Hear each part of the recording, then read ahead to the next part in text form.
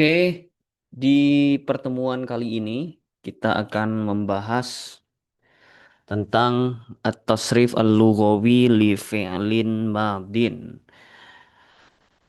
Seperti biasa di pertemuan online kita bakalan ngebahas materi-materi kaidah dan nanti akan ada latihan-latihan untuk teman-teman supaya terbiasa mengerjakan latihan dan lebih memahami materi-materi kaidah yang kita pelajari. Ya, di pertemuan hari ini kita akan membahas tentang ini tadi, at-tasrif lughawi li fi'lin madin atau simpelnya perubahan bentuk-bentuk fi'il madi yang bergantung dengan perubahan domirnya. Ya, teman-teman udah paham lah ya, udah hafal domir. Domir ini memang harus selalu diingat dan dihafal dari huwa huma hum hiya huma hunna, anta antuma antum, anti antuma antunna, ana nahnu. Nah, ini harus sudah di luar kepala ya. Sama apa namanya? Makna dan penggunaannya juga harus sudah benar-benar di luar kepala kayak huwa huma hum itu untuk laki-laki orang ketiga. Hiya humahunna perempuan orang ketiga, tinggal beda jumlahnya untuk satu orang, dua orang, dan banyak. Nah, ini diingat-ingat. Nah, sekarang kita lihat gimana perubahan bentuk fiil madi apabila domirnya juga berubah. Nah, di kelas sudah pernah saya sampaikan ya, namanya fiil, fiil itu kan kata kerja. Namanya kata kerja itu akan selalu ada pelaku atau yang mengerjakan. Nah, pelaku atau yang mengerjakan ini pasti dia eh, orang atau entitas gitu ya. Nah, entitas ini kan bisa diwakilkan oleh domir. Nah, jadi pasti si pelakunya, si orang yang mengerjakannya ini akan bisa terwakilkan oleh salah satu dari domir yang ada. Misalkan kalau dia laki-laki berarti pakai huwa. Nah, bentuk dasar atau bentuk asli dari fiil madi yang waktu itu pernah kita bahas di pertemuan-pertemuan awal bahwa fiil madi itu umumnya ciri-cirinya adalah diawali dengan fathah dan diakhiri dengan fathah. Kayak ini, fataha, jalasa. Nah, ini adalah bentuk asli dari fiil madi. Bentuk asli dari fiil madi ini memiliki domir huwa, artinya dia laki-laki. Nah, kalau dia udah berubah jadi huma, jadi hum, dan seterusnya, itu dia nanti berubah juga bentuk fiil madinya. Nah, gimana perubahannya? Nah, ini yang akan kita bahas. Ini harus teman-teman harus sering baca bila perlu sampai hafal polanya ya. Jadi dipahami polanya. Contoh kayak ini. Ketika dia huwa bentuk aslinya fataha. Nah, jalasa sama ya. Nah, ketika jadi huma dia nambah alif. Jadi fataha yang tadinya pendek jadi panjang. Fataha, fataha, nah, jalasa, jalasa gitu. Ketika dia jadi hum, maka dia jadi fatahu, jalasu gitu. Ketika dia dari menjadi domirnya menjadi hia, maka jadi fatahat. Huma jadi fatahata, hunna jadi fatahna. Nah, nah yang kadang agak sulit ini di bagian huwa humahum hiya humahunna karena dia agak beda-beda. Nah, ketika udah mulai masuk di anta antuma antum, anti antuma antun. Nah, ini agak enak. Kenapa? Karena kita tinggal mindahin ujungnya aja. Contoh, anta jadi fatahta, jalasta. Nah, kalau antuma jadi fatahtuma. Nah, jadi diambil ujungnya aja. Antum jadi fatah tum. Anti jadi fatah ti. Antuma jadi fatah tuma. Antunna jadi fatah tun tunna. Nah, jadi enak kan? Yang bagian anta antuma antum, anti antuma antunna itu kita tinggal memindahkan ujungnya. Anta fatahta, anta jalasta, antuma fatahtuma, jalastuma, antum fatahtum, jalastum, anti fatahti, jalasti, antuma fatahtuma, jalastuma, Antunna fatahtunna jalastun tunna. Nah, jadi kalau anta antum antum lebih enak kalau untuk fiil madi.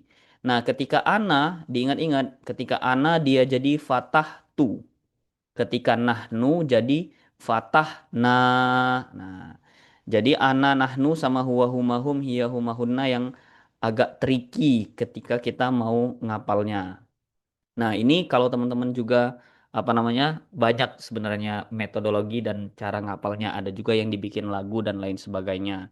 Bisa cari-cari juga di YouTube itu banyak yang bikin lagu atau syair-syair supaya mudah gitu ngapalin perubahan fiil madi berdasarkan domirnya. Jadi bisa juga diurutin kayak kan urutan kita huwa huma hum, hiya huma hunna, anta antuma antum, anti antuma antunna, ana nahnu. Nah, bisa fataha fataha fatahu, fatahat fatahata fatahna, fatahta fatahtuma fatahtum, fatahti fatahtuma fatahtunna, fatahtu fatahna. Nah, atau bisa juga huwa fataha, huma fataha, hum fatahu, hiya fatahat, huma fatahata, hunna fatahna. Nah, ini kan yang agak susah.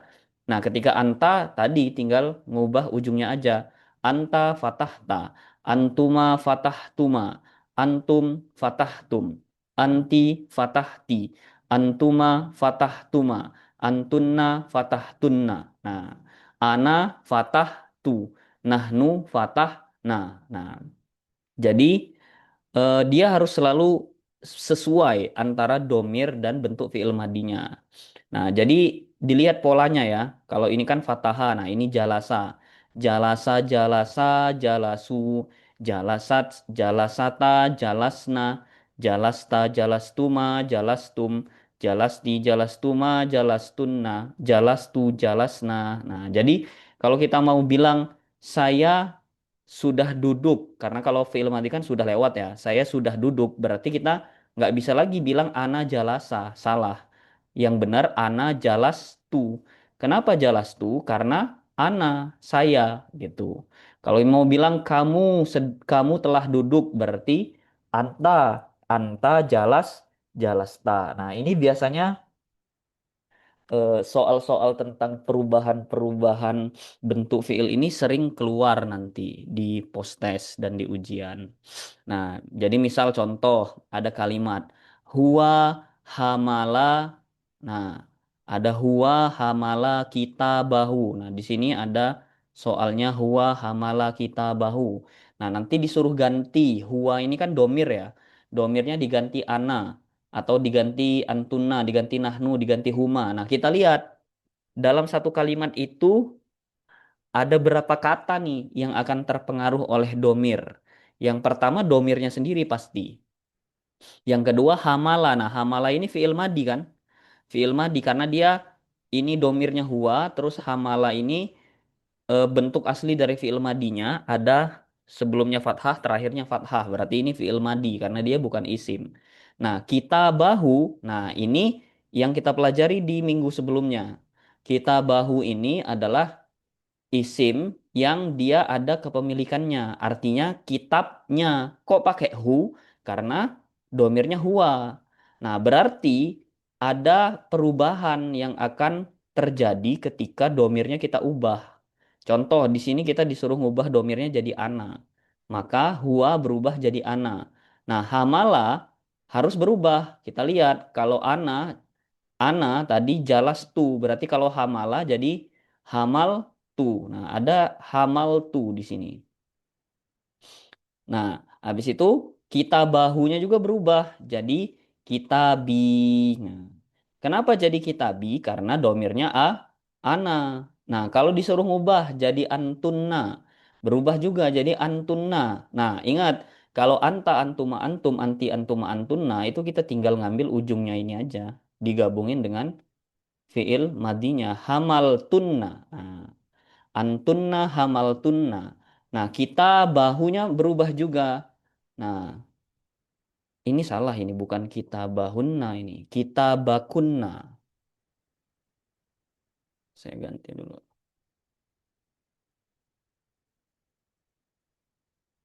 Kitabakunna. Nah, ini yang benar. Nah, kitabakunna karena dia antunna. Kalau tadi kitabahunna itu kalau dia hunna. Nah, jadi antunna hamaltunna kitabakunna. Kalau dia jadi nahnu.